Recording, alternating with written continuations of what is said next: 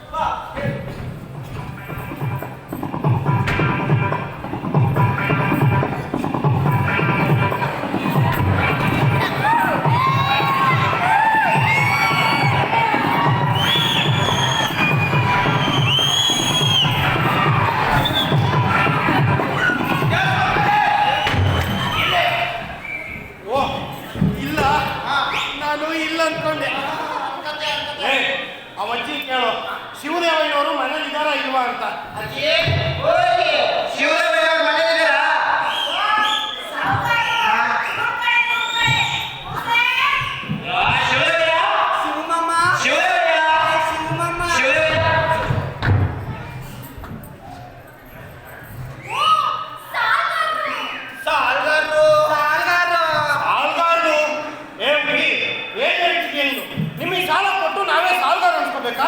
ಎಲ್ಲಿದ್ದಾನೆ ನಿಮ್ಮಪ್ಪ?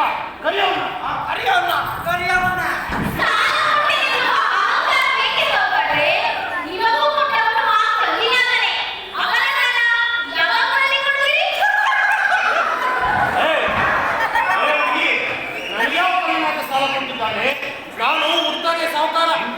ಹುಚ್ಚ ನಮ್ಮಪ್ಪ ಇವರೆಲ್ಲ ಬಡ್ಡಿ ಸಾಕ್ತಾರೆ. ಅವರೆಲ್ಲ ಬಡ್ಡಿ ಆಗಿ ಈ ಬಡ್ಡಿ ಮಗ ಹುಟ್ಟಿದ್ದು. ನಿನ್ನ ಗುಡಿಯೊಳಗಿರುವ ಕಲ್ಲಿನ ನನಗೆ ಗುಡಿಗಾಸು ಕೊಟ್ಟವನಲ್ಲ. ಇನ್ನು ನಾನೇ ಅವನ ಜಾತ್ರೆಗೆ ನಾನು ದುಡ್ಡಾನೆ ಕೊಟ್ಟಿದ್ದೇನೆ.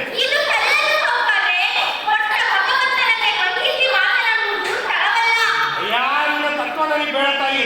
ಸಣ್ಣ ಹುಡುಗಿ ಅಂತ ಸುಮ್ಮನೆ ಬಿಟ್ಟಿದ್ದೇನೆ. ಎಲ್ಲಿದ್ದಾರೆ ನೀವಪ್ಪ? ಸರಿ ಅವನ ಶಿವದೇವಯ್ಯ ಶಿವದೇವಯ್ಯ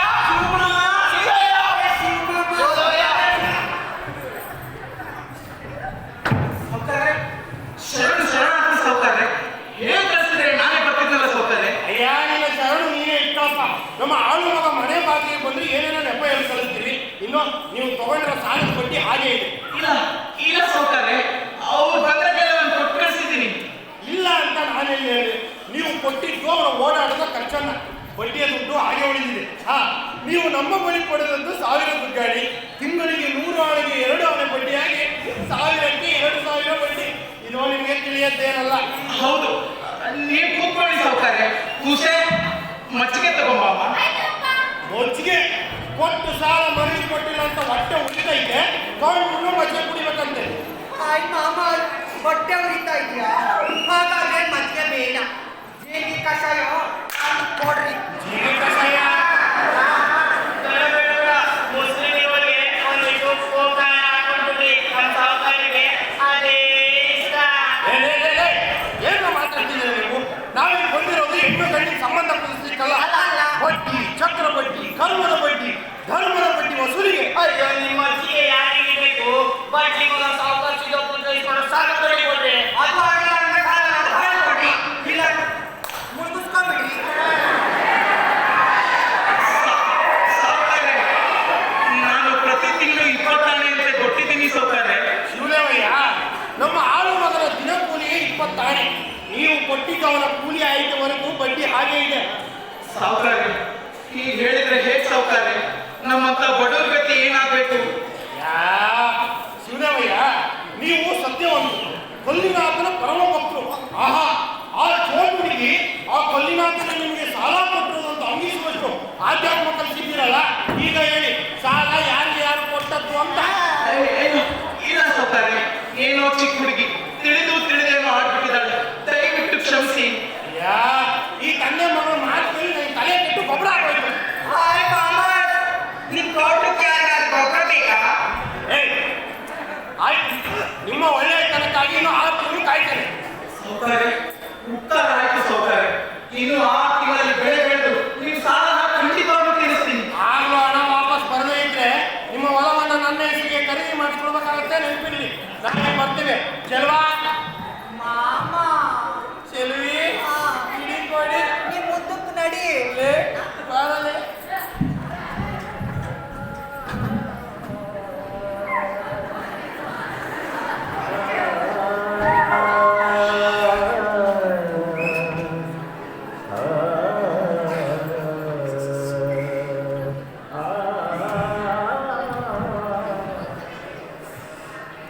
ಅಪ್ಪ, ಏನಮ್ಮ ಸಾಕಾಗಿ ಹಾಗೆಲ್ಲ ಹೇಳ್ಬಾರ್ದಮ್ಮ.